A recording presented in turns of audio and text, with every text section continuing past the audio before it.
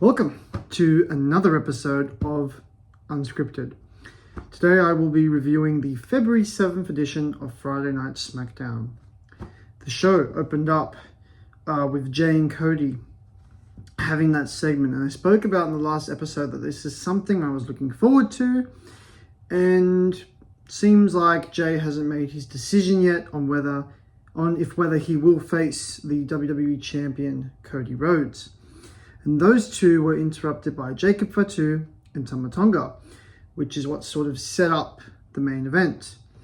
In terms of being a SmackDown after the Royal Rumble, I thought it was actually quite a weak show. I didn't think it was as good as it potentially could have been. Didn't really measure up to what Raw delivered, but that's just my opinion. Bianca Belair defeated Piper Niven to earn a chamber spot. I sort of saw that coming. Pretty Deadly, surprisingly, pinned DIY, the champions. It looks like the Motor City Machine Guns might be going with Los Garza in a program, and Pretty Deadly and DIY might be going into a program. I'm not the biggest fan of Pretty Deadly, not the biggest fan of the gimmick, but hey, it's a new fresh challenge for DIY, and we'll see where that goes. I thought it was a good triple threat. I thought Drew being on SmackDown's it's nice, it's refreshing. I actually thought maybe LA Knight was going to pick up the win to qualify for the Elimination Chamber, but Drew McIntyre ended up winning, and it sort of makes sense given his history with Seth Rollins, who I've said in a prior episode will qualify, and also given his history with CM Punk. And it'll be interesting to see Drew McIntyre's dynamic with John Cena. We had Hayes finally get a win against Akira Tozawa. Now, I'm not putting Tozawa down, but I think Hayes could have maybe gotten a win against maybe a talent higher on the card. I really thought that that would have been it for Hayes' credibility if he lost to Akira Tozawa. So I sort of am glad that Hayes has finally gotten the win.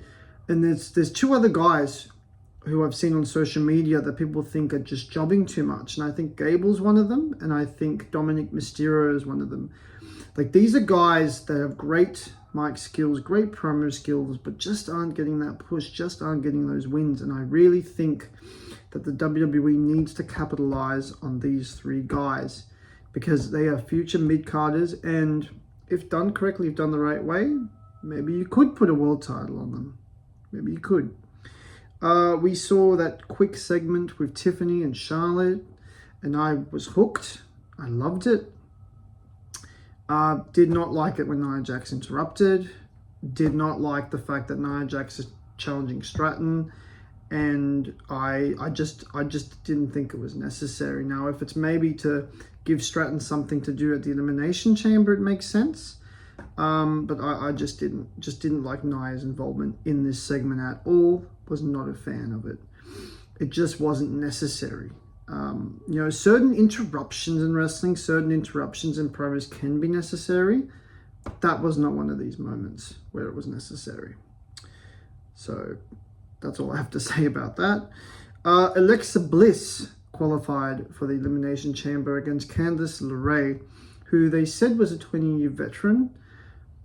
Maybe it's the role they've given her to play, but I want to see her in a babyface role, Candice LeRae. I think she's got potential there to maybe get that shiny moment where she gets a bit of a push. And then maybe you could put her in a program with Chelsea Green, Women's United States Championship. Just a thought. We saw Cody Rhodes and Jey Uso win against Fatu and Tonga. Sort of saw that coming.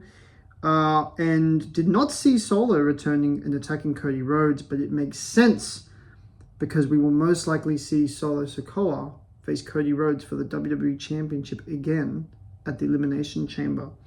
I don't want to see it, but it's starting to seem like the Elimination Chamber is a bit of a bridge for the champions at the moment to WrestleMania. In the past, it's been more important sometimes the world title matches, but I really feel like they've got sort of set plans now for WrestleMania. It's not like the days of Vince where they were sort of writing the plans as they went. So that's how I perceive it. I don't like hearing the 2K ratings during the show. I don't want to hear the 2K ratings during the show. That's a video game. What's it got to do with what the talent and the storylines in the show? It's just, I don't like hearing it. I don't want to hear it. Like, I don't want to be watching Alexa Bliss and Candice LeRae and they're just like, Alexa Bliss's ranking is 83 while Candice's is 71. Like, I don't need to hear it. Don't see why it's important. They should stop doing that. And that's really my thoughts on, like I said, what I felt was a weak SmackDown.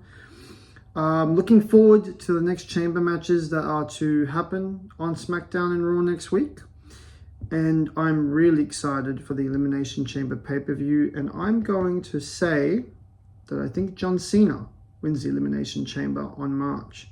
But he could also be one of the first guys to get eliminated. Thank you for tuning in. And as always, I hope you've enjoyed the unscripted opinions of a long-time WWE fan, Danny DQ.